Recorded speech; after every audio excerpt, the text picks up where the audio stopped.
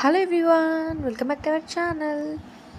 ఈరోజు మా సైడ్ అయితే పెళ్ళిళ్ళలో కానివ్వండి, ఫంక్షన్స్లో కానివ్వండి, బగారా రైస్, చికెను, అలాగే రకరకాల ఐటమ్స్ అయితే చేస్తారు కదా. మా పెళ్ళిలో కానివ్వండి, ఫంక్షన్స్ కానివ్వండి, ఖచ్చితంగా చేసే ఈ గోంగూర చట్నీ ఒక్కసారి ట్రై చేసి చూడండి. చాలా టేస్టీగా ఉంటుంది. ఇంట్లో ఎప్పుడైనా బగారా రైస్ చేస్తే ఇలాగ చట్నీని చేసుకొని తినండి. చాలా చాలా బాగుంటుందండి. ఫస్ట్ ఈ రెసిపీ కోసం ఒక గోంగూర కట్టని ఒలుచుకొని 2-3 సార్లు బాగా కడిగి పెట్టుకోవాలి. అలాగే రుచికి తగినంత పచ్చిమిర్చి, అలాగే ఒక టమాటా, ఒక ఉల్లిపాయని ఇలాగ కట్ చేసి పెట్టుకోవాలి. చాలా తక్కువ ఇంగ్రీడియంట్స్తో ఈ చట్నీని తయారు చేసేసుకోవచ్చండి. ఇప్పుడు గిన్నె తీసుకొని గిన్నెలోకి గోంగూరని వేసుకోవాలి. అలాగే టమాటా ముక్కలు, పచ్చిమిర్చి, ఉల్లిపాయ ముక్కల్ని వేసుకోవాలి.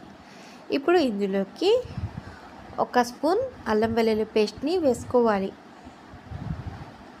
అలాగే ఇప్పుడు ఇందులోకి 1/2 స్పూన్ పసుపుని వేసుకోవాలి. అలాగే ఇందులోకి 1 స్పూన్ ధనియాల పొడిని వేసుకోవాలి. అలాగే ఇప్పుడు ఇందులోకి 1 టీ గ్లాస్ మేను వాటర్ని ఇందులోకి వేసుకోవాలండి. ఇప్పుడు లాస్ట్ ఇందులోకి కొద్దిగా నూనెని వేసుకోవాలి. ఇప్పుడు స్టవ్ ఆన్ చేసుకొని లో ఫ్లేమ్ మీద గోంగూరని బాగా మగ్గనివ్వాలి. చూడండి, ఒక 5 నిమిషాల తర్వాత నేను చూపిస్తున్నాను. వాటర్ అనేది మొత్తం బయటికి వచ్చేసాయి కదా. ఈ వాటర్ మొత్తం ఇంకిపోయేంత వరకు వీటిని ఇలానే ఉడికించుకోవాలి.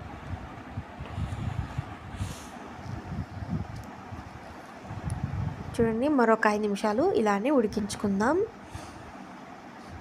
చూడండి, మరొక 5 నిమిషాల తర్వాత చూపిస్తున్నాను. నీళ్ళు అనేది మొత్తం ఎగిరిపోయాయి. చూడండి, వాటర్ అసలు ఏమీ లేవు. ఇప్పుడు స్టవ్ ఆఫ్ చేసేసుకోవాలి. ఇప్పుడు పూర్తిగా చల్లారిన తర్వాత ఇప్పుడు ఇందులోకి 1 స్పూన్ ఉప్పుని వేసుకోవాలి. ఉప్పు వేసుకొని మామూలుగా మనం పప్పు గుత్తితోనే మెదుపుకోవచ్చు, లేకపోతే ఇలాగ మిక్సీ జార్లో వేసుకొని గ్రైండ్ చేసుకోవాలి. అంతేనండి, గోంగూర చట్నీ అయితే రెడీ అయిపోయింది. ఎప్పుడైనా బగారా రైస్ చేసినప్పుడు ఇలాగ ఒక్కసారి గోంగూర చట్నీని ట్రై చేసి చూడండి. చాలా టేస్టీగా ఉంటుందండి. ఈ వీడియో నచ్చినట్టయితే మన ఛానల్ని లైక్ చేయండి, షేర్ చేయండి, అలాగే సబ్స్క్రైబ్ కూడా చేసుకోండి. ఈ చట్నీ ఎంతమందికి తెలుసో నాకు కామెంట్లో చెప్పండి. Thank you for watching. Bye.